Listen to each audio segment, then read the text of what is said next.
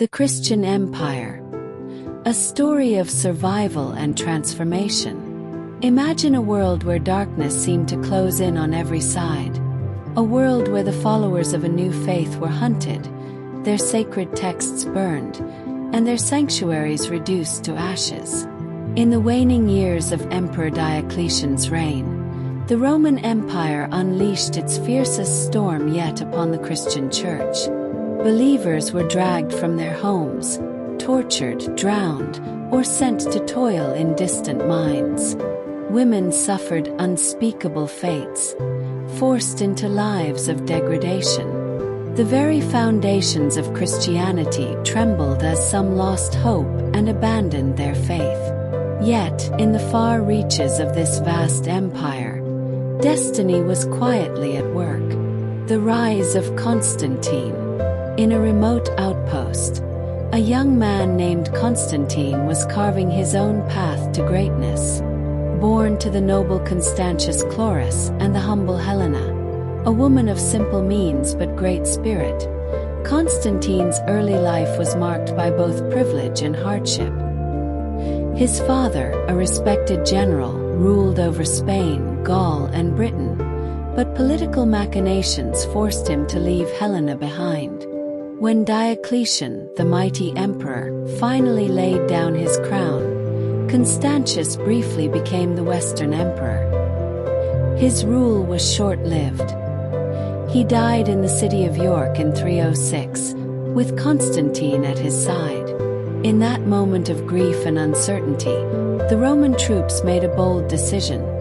They proclaimed Constantine as their new emperor, sending shockwaves of panic and intrigue through the court in Rome. A vision that changed history. Determined to secure his claim, Constantine marched toward Rome, ready to face his rivals. But as he drew near the heart of the empire, something extraordinary happened. Something that would forever change the fate of both Rome and Christianity. It was midday. Constantine, feeling the weight of his destiny and the uncertainty of the battles ahead, knelt in prayer. Though he had long worshipped the unconquered sun, the teachings of his father lingered in his mind, a whisper of a supreme being who ruled over all. As he poured out his heart, seeking guidance, the sky above him blazed with a vision. A radiant cross of light appeared, stretching across the heavens. Etched upon it were the words, "By this sign conquer." That night, as sleep overtook him, Constantine dreamed. Christ himself appeared, confirming the message of the vision. The young emperor awoke transformed, his heart and mind forever altered by what he had seen. As Constantine's army camped on the threshold of Rome, the air was thick with anticipation and the scent of battle. The city's fate, and perhaps the fate of an entire faith, hung in the balance. But Constantine was not alone in his tent that night. As sleep overtook him, a dream swept over the emperor, more vivid than any he had known. In it, a radiant figure appeared, commanding him, "Fashion a likeness of the sign you have seen. Bear it into battle, and victory will be yours." The sign was the Chiro, the first two letters of the Greek word for Christ, a symbol that would soon blaze across the shields of his soldiers. With dawn came action. Constantine ordered his men to inscribe the mysterious sign on their armor, marking them as warriors of a new hope. The city gates loomed ahead, and the fateful day arrived. The Battle of the Milvian Bridge. The Battle of the Milvian Bridge. The clash was fierce. Swords rang out, shields splintered, and the Tiber ran red. Yet, as the dust settled, it was Constantine who emerged victorious. His enemies routed, his path to power secured. The Western Empire was his. In the aftermath, Constantine proclaimed his triumph was not of his own doing, but owed to the God of the Christians, a God he had dared to test, and who had answered with victory. The emperor's faith, sincere or strategic, yet whispers soon spread through Rome and beyond. Was Constantine's conversion genuine, or merely a shrewd move in the great game of power? For even as he spoke of Christ in his letters, the emperor continued to bear the title Pontifex Maximus, chief priest of the old Roman gods. Coins still bore the images of Jupiter and Mars, even as others now carried the Chiro. In his new city, Constantinople, statues of pagan deities stood alongside Christian symbols, as if the emperor himself walked between two worlds. A new dawn for the church. But whatever doubts lingered, Constantine's actions transformed the empire. He ended the state sacrifices to the old gods. He granted Christians the freedom to worship openly, placing them on equal footing with Jews and pagans. He decreed that all property seized during the persecutions be returned to the faithful, a sweeping gesture known to history as the Edict of Milan, though its text has been lost to time. The empire transformed.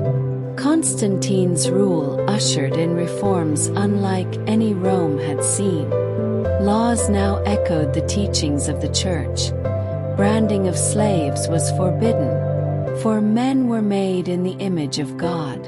Crucifixion was abolished. The brutal gladiator games were ended.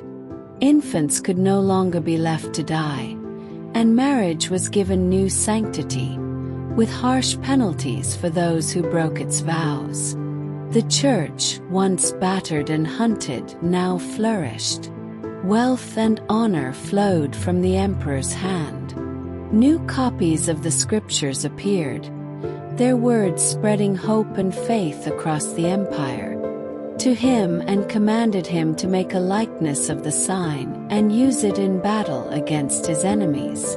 Later, while camped at the entrance to Rome, he was directed in a dream to mark the heavenly sign of God on the shield of his soldiers. This he did, using the Chiro symbol, which are the first two letters of the Greek word for Christ. From then onwards it appears that Constantine thought of himself as a Christian, and in his letters often spoke of himself in such terms. When battle began, Constantine won a complete victory at the Milvian Bridge outside Rome, 312, and became the emperor of the western half of the empire. Licinius remained emperor of the eastern half. He credited his success to the God of the Christians. He had challenged the Christians' God, and that God had kept his pledge.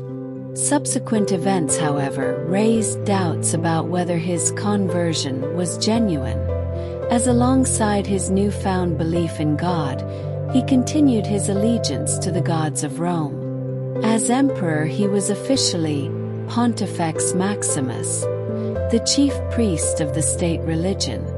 Some Roman coins of the period carried the image of pagan gods, others had the Chiro symbol, and he erected statues of Roman gods in the new city of Constantinople. Favored position. Yet after his victory at the Milvian Bridge, his attitude towards Christianity changed. State sacrifices to the gods were discontinued.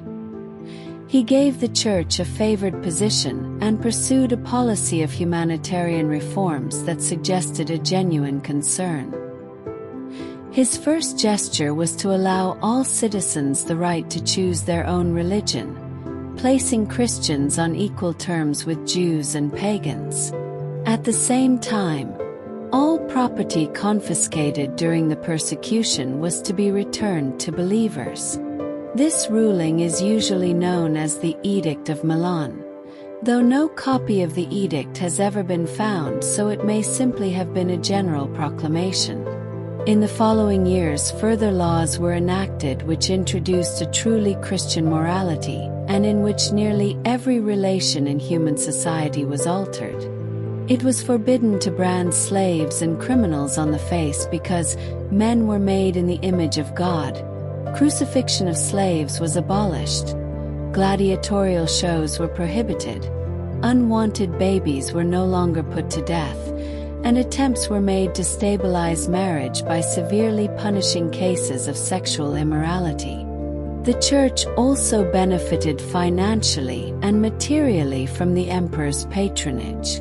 New copies of the scriptures were made available. The Council of Nicaea, a clash of belief and empire. The year was 325 AD, and the city of Nicaea buzzed with anticipation. Nearly 300 bishops from every corner of the Christian world gathered beneath the vaulted ceilings of a grand hall, the first ecumenical council in the history of the Church. The air was thick with tension, for the Church itself was at a crossroads. In the heart of Alexandria, a presbyter named Arius had sparked a firestorm. His teachings whispered through the streets and marketplaces. Jesus, he claimed, was neither fully God nor fully man, but something in between. To Arius, the cross lost its power if Christ was not truly divine. His ideas spread like wildfire, dividing congregations and sowing confusion. The battle for Christ's identity. The council's debate raged for days. Bishops argued passionately, voices rising and falling as they wrestled with the deepest mystery of their faith. Who was Jesus Christ? Was he truly God or something less? The fate of Christian belief hung in the balance. Into this storm stepped Athanasius, a young deacon with fierce conviction. He championed a creed that declared Christ to be homoousion, of one substance, one essence with the Father.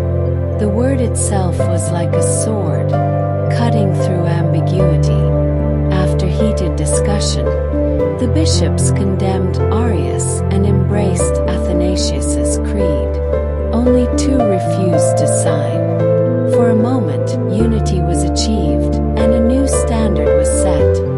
From now on, creeds would define the boundaries of true faith. Constantine's splendor and ambition. Watching over these proceedings was the emperor himself, Constantine, no longer just the ruler of an empire.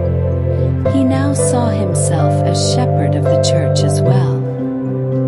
His taste for power was matched only by his love of splendor. He donned a diadem. His robes shimmered with pearls and jewels, and he carried the regalia of absolute authority.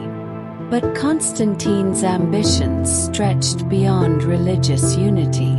In 324, weary of the old city of Rome, he began to dream of a new capital, a city that would bear his name.